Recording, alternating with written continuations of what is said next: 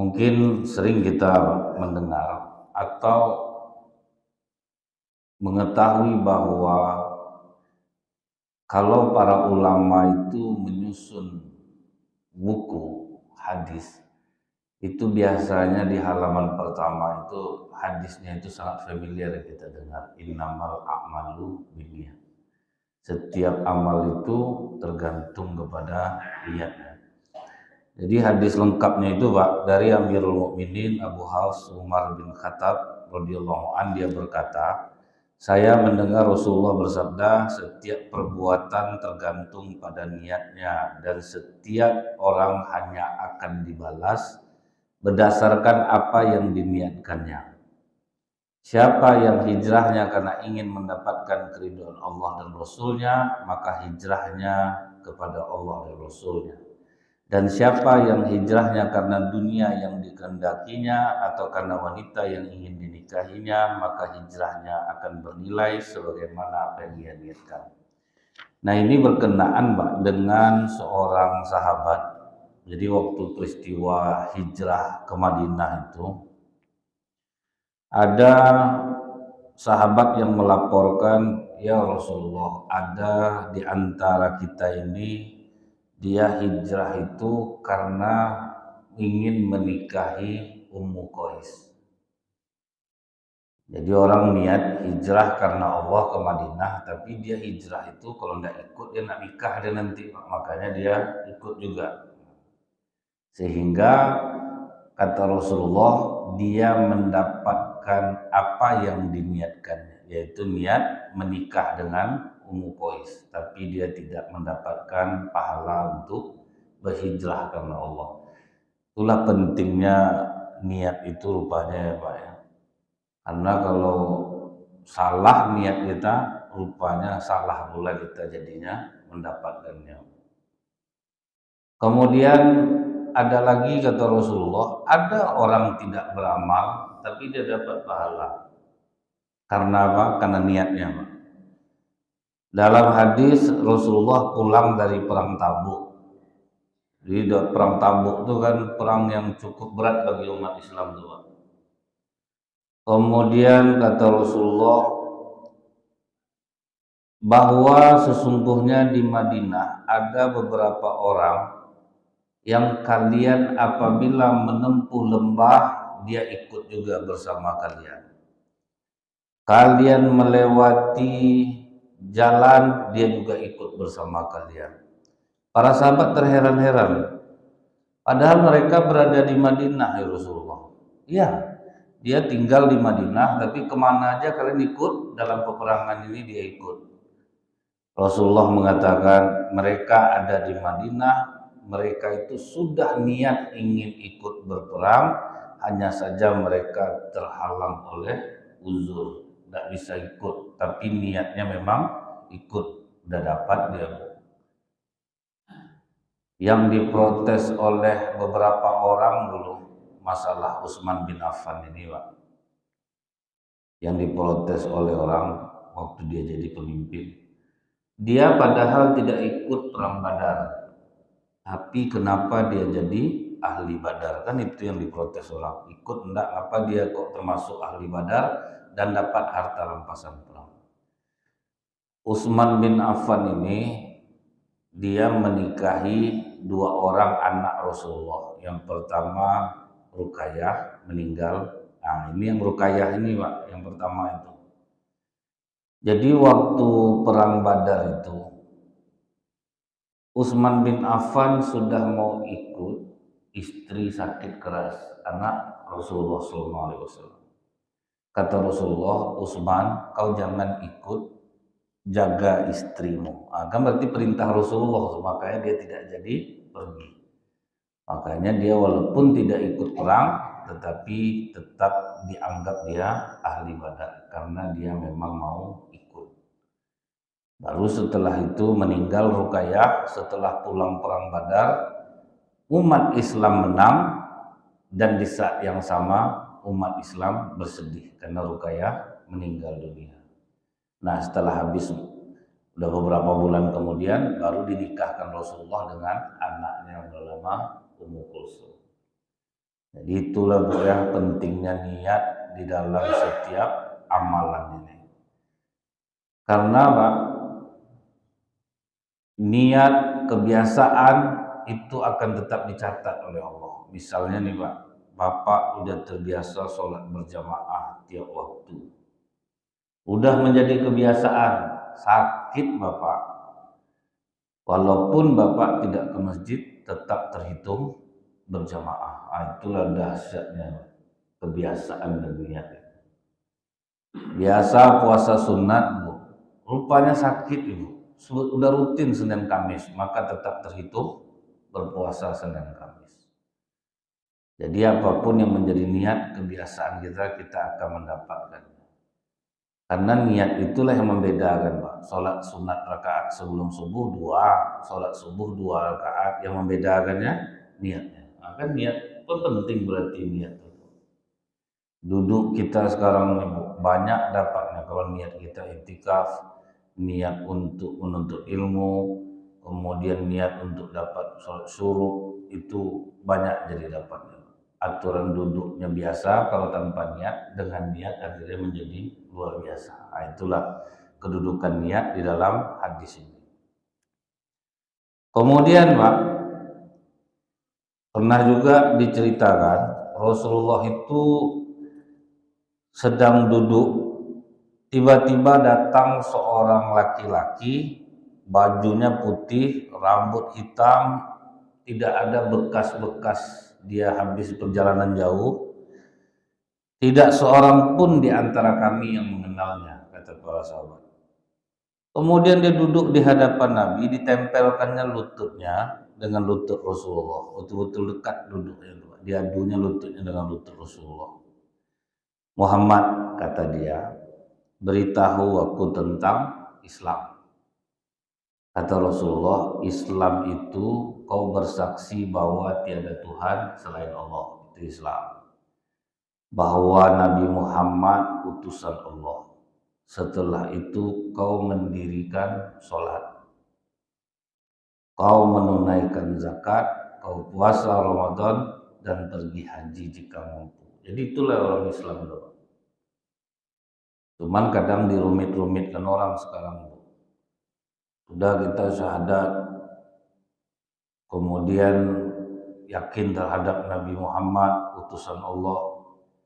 Jangan sholat dulu, perbaiki akhlak kita dulu, baru sholat. Kan ngeri jadinya Pak. Bentuknya benar Pak. Apa guna kita sholat kalau akhlak kita buruk? Itu yang ngeri itu Pak. Akhirnya tidak sholat. Padahal Rasulullah, para sahabat tuh Pak, asal udah syahadat dia, apalagi Rasulullah ajarkan dia sholat. Ini kadang-kadang bentuknya betul. Tujuan Rasulullah kan ke muka bumi ini untuk menyempurnakan akhlak. Berarti kan akhlak dulu, baru sholat. Kan ngeri juga nanti Pak, salah dalam mengartikannya. Jadi penting dirikan sholat, tunaikan zakat, puasa Ramadan, haji jika mampu. Seperti yang sudah Bapak Ibu lakukan selama ini, sudah Islam lagi. Kemudian dia bertanya lagi, apa itu iman? Engkau beriman kepada Allah, kepada malaikat, kepada kitab, kepada Rasulnya, dan hari akhir. Beriman kepada takdir yang baik dan takdir yang buruk. Jadi sebetulnya ini malaikat yang datang untuk mengajarkan sahabat tentang apa itu Islam, apa itu iman. Kemudian beritahu aku tentang ihsan. Kata Rasulullah, ihsan itu kau beribadah kepada Allah seakan engkau melihatnya. Jika engkau tidak melihatnya, maka dia melihat engkau. Kemudian beritahu aku tentang kiamat. Kata Rasulullah, orang yang ditanya tidak lebih tahu daripada orang yang bertanya. Beritahu aku tanda-tandanya.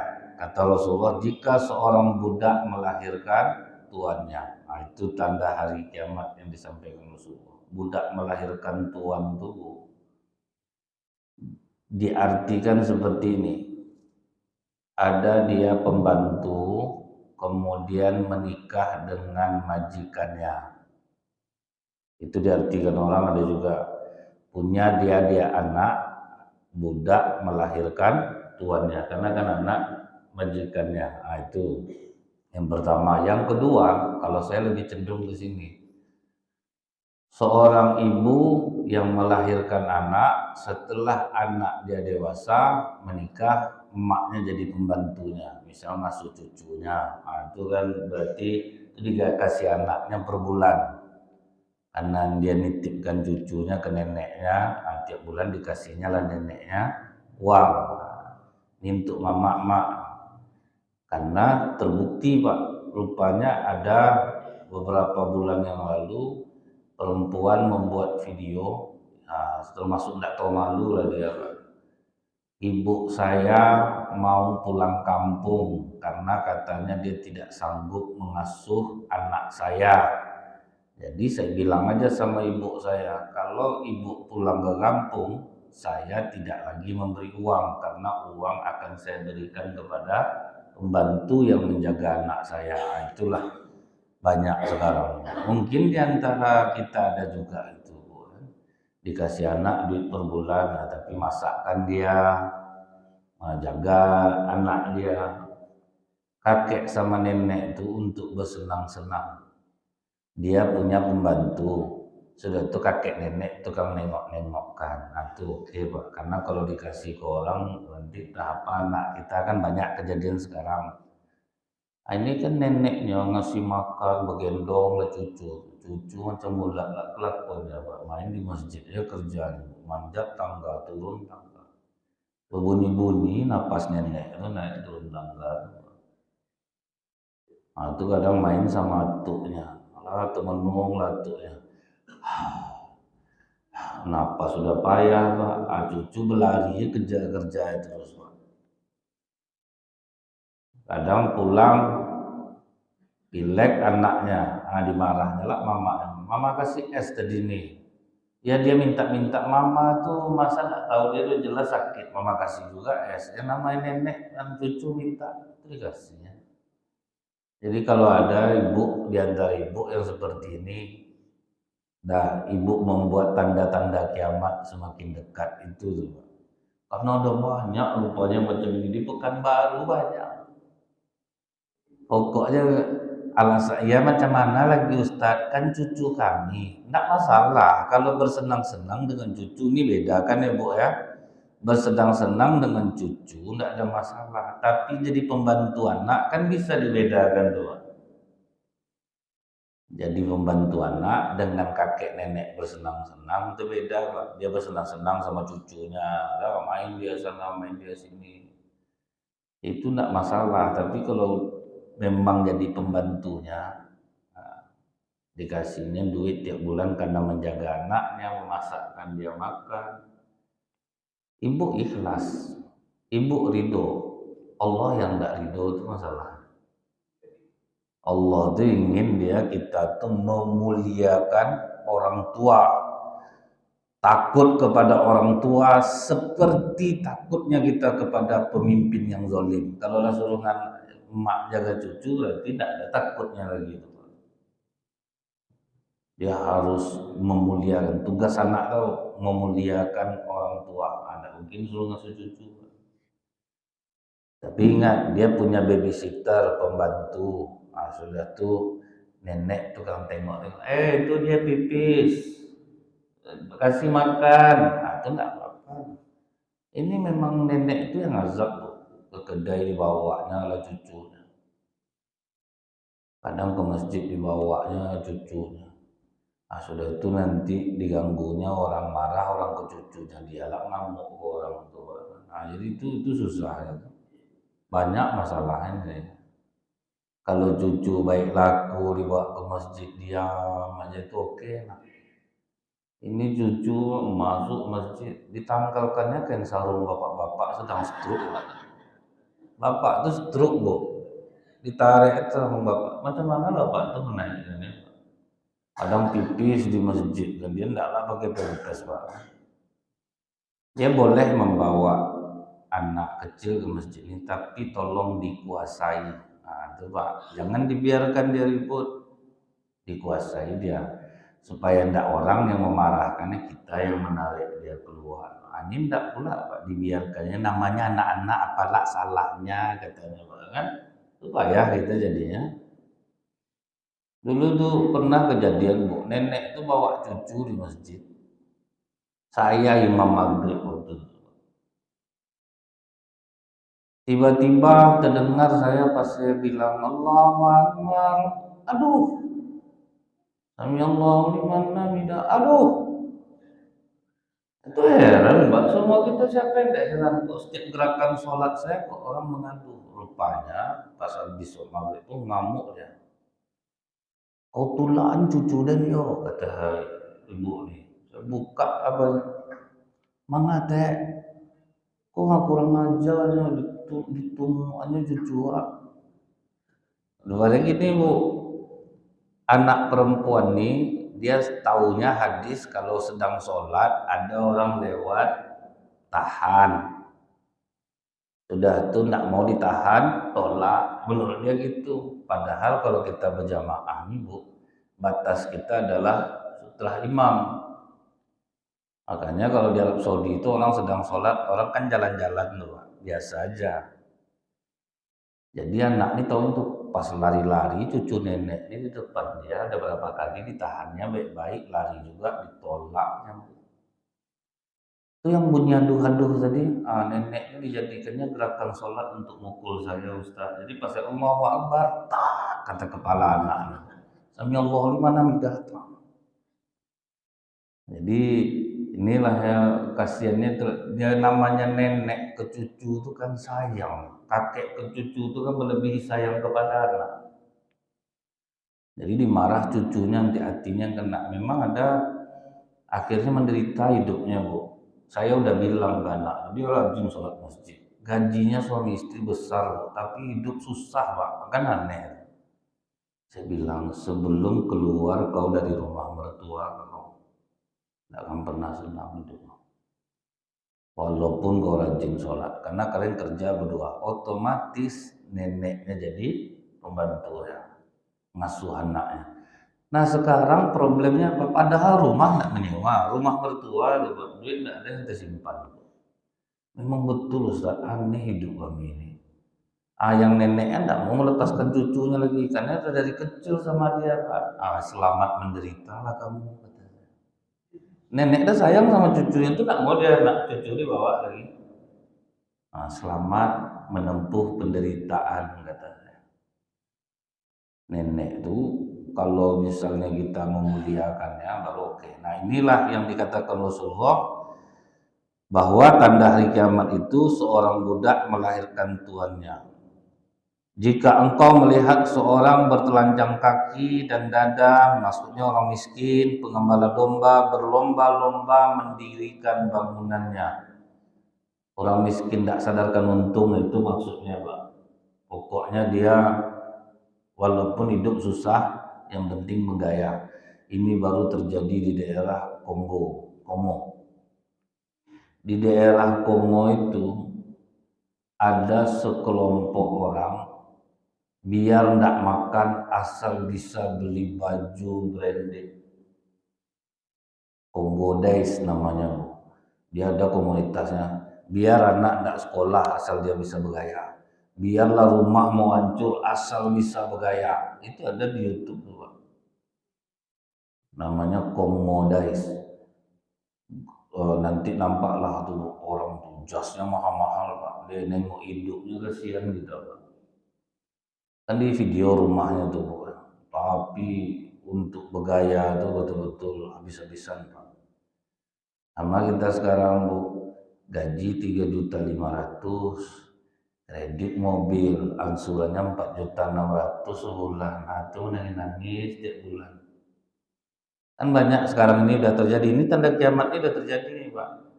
Pendapatan kecil, keinginan besar, akhirnya menipu orang, berutang sana sini. Waktu berutang ke kedai ini, sudah banyak utang di sini, pindah ke kedai orang lain beli cash. Itu kan banyak itu Pak, berputar dia belanja itu Bu, yang utang tidak dibayarnya. Nah, ini yang orang miskin tidak sadarkan untung. Udah maksud Rasul itu udahlah hidup miskin, tapi ingin bangun rumah, ingin apa, banyak keinginannya Pak, dan itu sudah terjadi. Kemudian orang itu terdiam sebentar dan bertanya, tahukah engkau siapa yang bertanya? Kepada sahabatnya, Bu. Kata sahabat, Allah dan Rasulnya yang lebih mengetahui. Kata Rasulullah, dia adalah Jibril yang mengajarkan kalian tentang agama kalian. Nah itulah hadis tentang rukun iman, rukun Islam, dan apa itu ihsan, setelah itu tanda-tanda hari kiamat. Jadi kalau orang sudah memahami tentang Islam, iman, itu yang membuat mereka itu Pak, mati pun rela demi iman. Kalau sudah lengket dia rukun Islam, rukun iman itu ya, mati pun dia rela demi iman. Kalau kita masih ingat loh, waktu kisah tentang Fir'aun, di rumah Fir'aun itu ada orang kepercayaannya namanya Hanzakil. Hanzakil ini orang kepercayaan Fir'aun. Kemudian waktu Fir'aun menghukum tukang sihir yang masuk kepada agama Nabi Musa, Hanzakil inilah mengatakan, wahai raja, mengapa kau hukum orang yang mengatakan bahwa Allah itu satu? Kata Fir'aun, oh kau udah ikut pula rupanya ya kepada Musa. Iya, aku beriman kepada apa yang dibawa oleh Musa. Ini kalau iman udah menghujam ke dada. Hukumannya apa, Bu? Diikat dia di pohon, kemudian disaksikan oleh istrinya Masyitoh dan anak-anaknya. Mulailah dipanah, Pak. Dari tumit, yang betul-betul disiksa, Pak. Tumit dipanah, naik sedikit ke atas untuk merubah imannya. Sampailah di kepala, matilah Hanzakil demi iman. Jadi kalau orang udah yakin kepada Allah itu, kadang kematian seperti apapun tidak ada masalah sama dia, asal Allah ridho kepadanya. Ini kadang diajak orang cerita mati aja, harus aja cerita mati itu. Bikin takut ya, enggak. Banyak orang takut Pak. Karena apa Bu ya? Iman itu belum menghujam, kelakuan masih banyak yang enggak. Kan kalau kita beribadah kepada Allah dengan ihsan tuh mau ditengok Allah, mau enggak ditengok Allah, kita takut kepada Allah. Mau kita tipu orang padahal bisa, tapi kita tahu Allah mengawasi kita, itu yang ihsan Pak. Nah, kadang ihsan ini enggak terbawa. Kalau yang rukun Islam, rukun imannya terbawa. Pas jualan, ihsan ditinggal. Berapa harga barang, Bu? Kita sama kita nih enggak lama mahal, ambil ya 75. Itu ke kakak aja tuh, ke orang mana dapat sini. Enggak bisa 50. Nah, 50 modal belum dapat lagi tuh, Kak. Padahal udah untung 25 kadang. Nah, jadi kita tuh susah membawa ihsan nih, membawa ihsan nih keluar susah, merasa diawasi oleh Allah. Kadang ada acara-acara yang ada resoles, ada salalau, ada tawisi. Kadang habis dia sebelum dimakan. Nah, di masjid-masjid berupa pindah ke dalam tas, Pak. Berapa sedihnya hati kadang, Pak ya. Ditinggal sebentar piring itu bersih langsung. Siapa yang ngambil salah saya? Acara-acara di masjid tuh Pak, rupanya banyak yang memasukkan ke dalam tas. Padahal berapa lah harga salah lauk tuh Pak? Sama salah lauk Ustadz lesap selesai. Jadi kalau kita pikir-pikir, kalau orang yang bawa ihsan ya Bu ya, masa yang segini pun aku bawa, biarlah dulu dimakan oleh orang puas-puas di masjid, berlebih nanti baru bawa pulang. Ini kadang Bu di acara beralek, belum beralek itu mulai berapa jam rendang habis Pak, berupa pindah ke tas ibu-ibu. Saya pernah nengok Dibawanya gelas mineral tuh buang. Di bolongannya plastiknya ditumpahkannya airnya. Lewatlah serombongan ibu-ibu nih dekat rendang, Pak. Pokoknya lepas ibu-ibu nih lewat, habis rendang tuh, Pak. Banyak, Bu. Rupanya itu caranya dimasukkannya sepotong-sepotong. Saat di depan tukang kode, Pak. Di dasarnya rendang tuh. Rupa udah sindikat dia, Pak. Kalau berapa lah tuh, Pak. Nah, itu kalau Ihsan itu bawa, baru orang tidak takut lagi dengan apapun yang terjadi. Kita tuh masih takut, Bu, karena kita tahu kita banyak dosa, Pak. Takut mati, takut ini dosa kita ini banyak. Kadang saya nengok, Bu, ya, pakai-pakai gini lah dia jualan tuh. Saya ini udah haji, nggak mungkin lah nipu. Sampai gitu betul, Pak, gitu kan. Padahal dia nipu nih, Bu. Kadang ketawa kita, kadang cara dia menipu itu dikasih taunya lah sama kita yang nama kita jualan biasa kayak gini. Lagi pula saya dapat duit ini kan untuk nyumbang ke masjid. Jadi dilapis-lapis, Bu, supaya barang ini halal jadi gitu. Nah, itu makanya membuat kita penakut jadinya, Pak. Orang kenapa dia sampai berani dia? Karena dia udah tahu mati aku mati syahid, nggak perlu ragu lagi masuk surga. Nah, itu membuat orang yakin tuh. Cuman ada sahabat Rasulullah disangka orang mati syahid, Bu. Apa kata orang, Kotsman mati syahid, Kotsman mati syahid. Kata Rasul enggak, Kotsman di neraka. Rupanya apa masalahnya, Pak? Dia pas kena tusuk pedang musuh itu sebetulnya tidak mati. Ditambahnya tusuknya sendiri. Akhirnya jadi mati, bunuh diri, Pak. Wah, sayang betul Kotsman. Padahal dia tuh ingin naik daun mungkin, Pak, ya. Tapi kan Allah tidak bisa dibohongi. Nah, makanya disampaikan oleh Rasulullah. Kotsman tuh sebetulnya ditusuk pertama tuh tidak mati. Supaya dia dipuji-puji orang mati syahid, ditusukkannya sendiri ya lebih dalam. Akhirnya jadi mati bunuh diri. Ingat saya waktu orang eh, ada tentara lama, dia tukang eksekusi tembak orang kalau di Ngaresya waktu PRRI. Jadi ada Ustadz satu yang saya bidik waktu itu. Kau mau loncat aja sendiri atau aku tembak? Jawabannya sampai hari ini terkenang. Kalau saya terjun, saya bunuh diri. Jadi saya lebih pilih ditembak. Nah, itu beda tuh, kan? Kalau terjun, bunuh diri, bagus tembak. Baru terjatuh dia ke bawah. Nah, jadi matinya tidak bisa tergolong bunuh diri. Nah, ini yang ihsan yang dibawa. Ini contohnya, Bu, ya. Ketika Himan Lahan Zakir masuk, dihukum seperti itu bagi yang tidak masalah. Sampai akhirnya Masitoh sendiri mengalami ketika dia menyisir rambut anak Fir'aun, terjatuh tersebut nama Allah. Di situ anak Fir'aun bertanya, Bu, siapa Allah tuh? Allah itu yang menciptakan langit dan bumi dan segala isinya, termasuk bapak kau tuh. Allah yang menciptakan. Bapak aku aja Tuhan. Mana bapak kau Tuhan? Bapak kau tuh ngaku Tuhan. Awas kau masih tua, akan kuadukan kepada bapakku. Silakan. Dipanggil masih Tuhan. Betul yang dikatakan anak aku bahwa kau tidak menyembah aku. Betul? Aduh, kalau udah kuat banyak. Kalau kita nggak terlepas ngomong tadi itu, Pak, nggak itu maksud saya. Cuman agak terpelintir aja lidah saya ini tadi.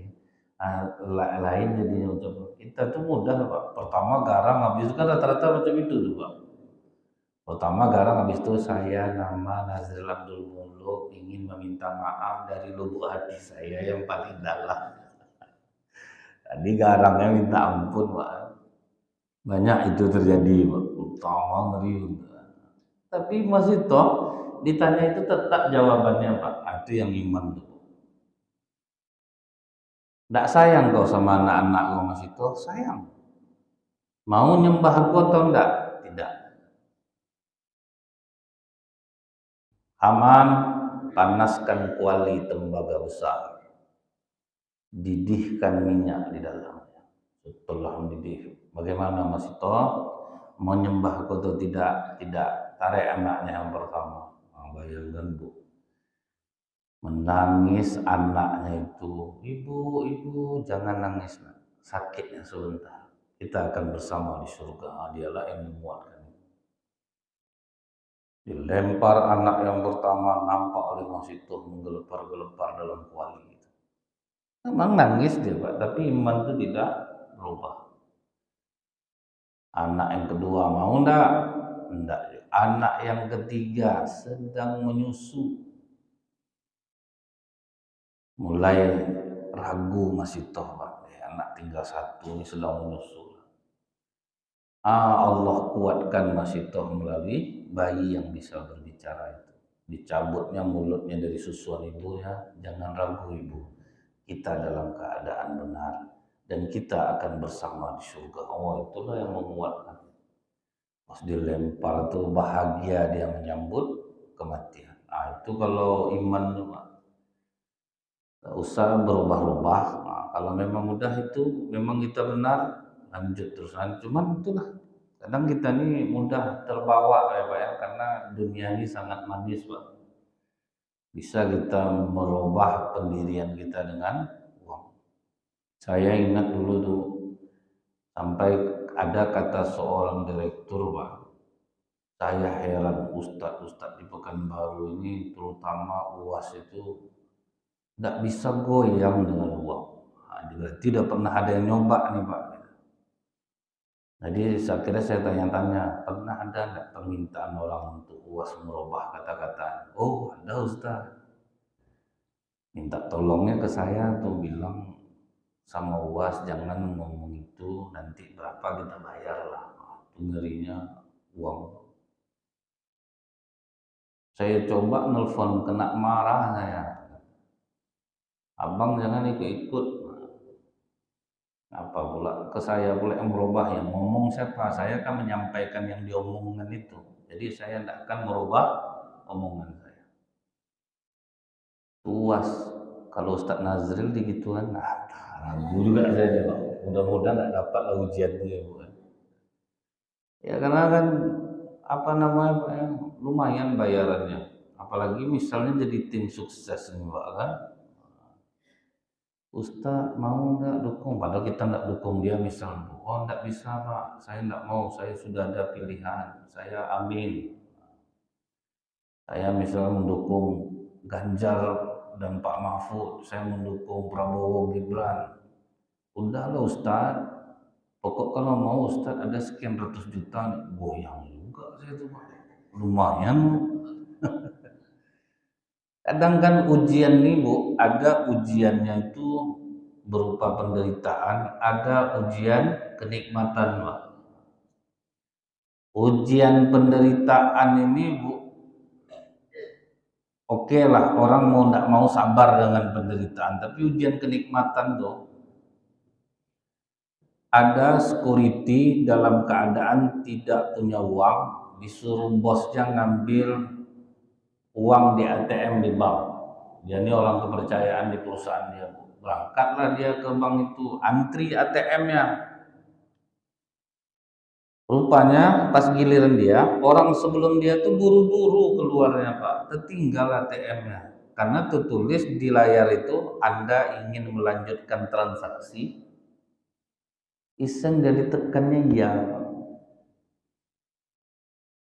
Dan waktu itu mesin ATM tidak ada pengulangan PIN. Informasi saldo ditekannya, miliaran uang orang itu rupanya. Datang setan, ambil sedikit, tidak akan tahu dia. Kau sedang butuh duit. Itu namanya ujian kenikmatan tuh. Awak menderita, ini ada uang. Akhirnya menang iman dia Bu. Dikeluarkannya ATM itu, di cancelnya, keluar, dikasihnya ke satpam. Sampai di rumah dia udah selesai dia urusan kantor, pas ke rumah diceritakannya lah imannya tuh ke istri. Adi awang sedang susah, duit sedang tidak ada, tersangkut ATM orang, pas giliran abang. Terus kata istri, Anda ingin melanjutkan transaksi, abang tekan ya, terus abang cek saldonya, terus rupanya miliaran isinya deh. Abang ambil, abang tidak semurah itu deh. Abang tahu Allah mengawasi kita. Kata istrinya, ya bodoh. Udahlah miskin, sok-sok kuatlah iman abang. Selesai ujian, Pak, dapat ujian dari rumah sendiri. Itu yang sering buat orang goyang. Jadi itu Bu, kalau kita bawa ihsan kemana-mana, kuat iman. Ini yang dirasakan oleh Mas Ito. Kemudian juga terjadi di masa Rasulullah SAW.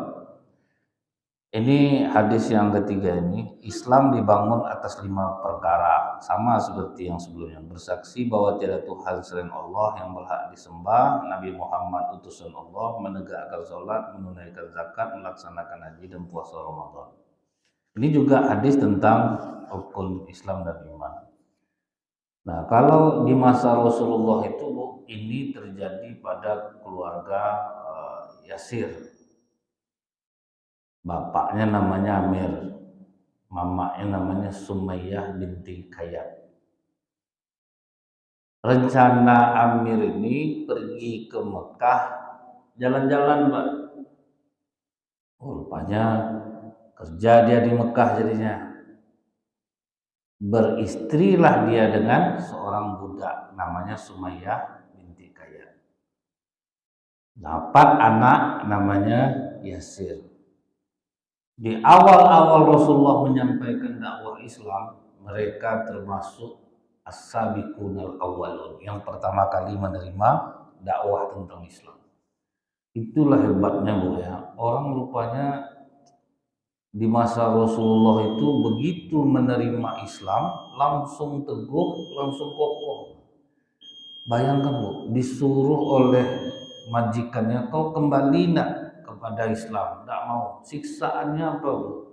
Diseret pakai kuda, tidak juga berubah. Dicambuk sampai puas, tidak juga berubah. Ditaruh di tengah padang pasir, ditaruh batu di atas dada nih Pak. Berapa panas batu itu Bu? Sampai meleleh-leleh lemak tubuh, tidak juga berubah. Rasulullah waktu itu lewat sempat memegang kepala Amar, Pak. Sabar Amar, kau akan berada di surga. Gitu kan Rasulullah tuh tahan ya. Cuman akhirnya dibunuh oleh tuannya. Selesai Amar. Sudah istrinya lagi, Sumayyah binti Kayat. Kau mau enggak kembali? Kalau mau kau kembali, aku bebaskan. Tetap dia bilang Allah Ahad, Allahu Ahad. Tidak tahan Abu Jahal lagi Pak mendengar itu.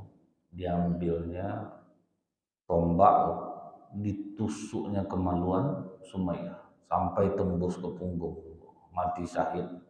Itulah perempuan pertama mati syahid dalam Islam. Sudah tuh Yasirlah lagi Bu, disiksa sejadi-jadinya, sudah luka-luka direndam ke laut Pak. Di situ dia tidak tahan lagi. Tersebut dialah Tuhan aku Lata Uzza, dalam keadaan tidak sadar. Habis itu menangis dia ke Rasulullah, berdosa tidak aku Rasulullah? Tidak, karena kau mengatakan itu bukan dari hati. Sampailah orang berpikir gini Bu, kalau udah macam itu siksa baru boleh kita berubah. Ini kena gertak Bu, kucabut kuku kaki kau langsung berubah iman. Ini udah melalui siksaan yang banyak loh, baru dia ngomong seperti itu gitu. Nah, jadi inilah kekuatan iman itu kalau menghujam ke diri kita dan kita tidak ada melakukan kemaksiatan kesalahan, insya Allah kita tidak akan pernah merasa takut dan kita tidak akan pernah bersedih hati.